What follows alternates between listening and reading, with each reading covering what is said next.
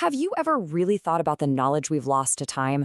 I'm not just talking about a forgotten fact here and there, but entire libraries of thought, of science, of art just poof, gone from our collective memory. Today, we're going to dig into one of the biggest, most tragic intellectual disasters in all of human history, the destruction of Nalanda. Just try to wrap your head around that for a second. Not for a day, not for a week, for months. A fire that just kept burning and burning and burning, eating through the collected wisdom of centuries. I mean, can you imagine the sheer volume of manuscripts?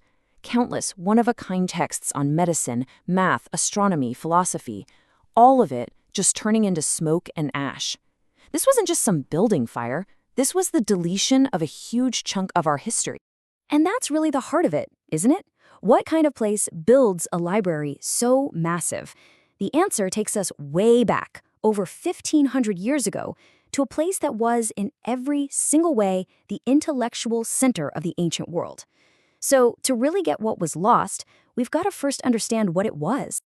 We're talking about Nalanda. It's a name that really should be right up there with the Academy of Athens or the Library of Alexandria.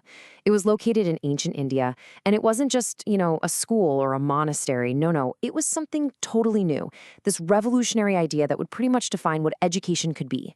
Okay, so check out this concept, a residential university.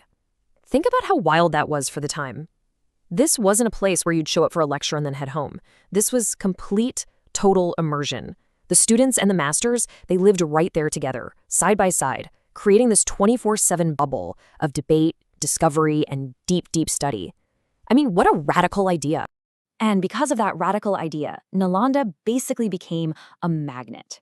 It pulled in the absolute sharpest minds from all across Asia, and even further. You had scholars making these incredibly dangerous journeys, sometimes taking them years, just for the shot at studying and teaching inside its walls. It really was the world's first global campus. But an institution is more than just its buildings. It's the people inside, and the sheer scale of the community at Nalanda, well, that's what really takes it from just a learning center into the stuff of legends. 10,000. Just let that number sink in. This wasn't, a few dozen monks in some quiet monastery. This was the size of a large town, a whole city, completely dedicated to one thing, the pursuit of knowledge. We're talking 10,000 students and 2,000 teachers, all living and breathing academia. So what would that even feel like? A community of 10,000 scholars. Just try to picture it.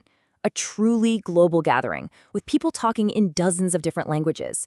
A city where the main business is thinking, where the hottest spots are the debate halls. It was this amazing crucible, a place where ideas were constantly being hammered out and perfected. And for the people who studied there, it wasn't just a school, it was home. And right at the heart of this incredible city, the absolute epicenter of all this intellectual energy, was its library. And it wasn't just a collection of books, it was like the physical embodiment of Nalanda's entire purpose. It was so massive they called it Dharmagunj, which means the mountain of truth, or even the ocean of wisdom. So if Nalanda University was this giant beacon that pulled in scholars from all over, then its library, well, the library was the source of that light. It was made up of 3 gigantic multi-story buildings, and every single one was just packed to the rafters with priceless texts. And we are talking about literally the sum of human knowledge at the time. Can you imagine? Original manuscripts describing complex surgeries that we wouldn't rediscover for centuries. Star charts mapping the heavens with an accuracy that was way ahead of its time. Foundational texts on logic and philosophy that existed nowhere else on the entire planet. All of that knowledge from generations and generations, all in one vulnerable, irreplaceable place. Which brings us right back to where we started. From this incredible vision of a thriving city of the mind, we have to return to the moment it was all destroyed. We've seen the glory, now we have to really face the scale of what was lost. Just look at this. The contrast it's just heartbreaking. What was once a thriving city of 10,000 scholars is now a silent ruin. A beacon of knowledge becomes just a faded memory of wisdom that's gone forever. A global center for learning becomes nothing more than an echo in the ash. The loss is so huge, it's almost impossible to fully grasp. And that's what we're left with. The fires burned out centuries ago, but the silence they created, you can still feel it. When you visit the ruins of Nalanda today, you're literally walking through the ghost of a world that could have been. You're walking through the echoes of what was, quite possibly, the greatest university our planet has ever lost. So I guess I'll just leave you with this question to chew on.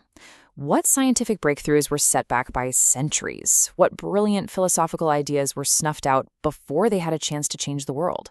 What cures, what histories, what incredible art was just lost forever in all that smoke? If that vast, vast ocean of wisdom had never been burned away, just think about how different our world might actually be today.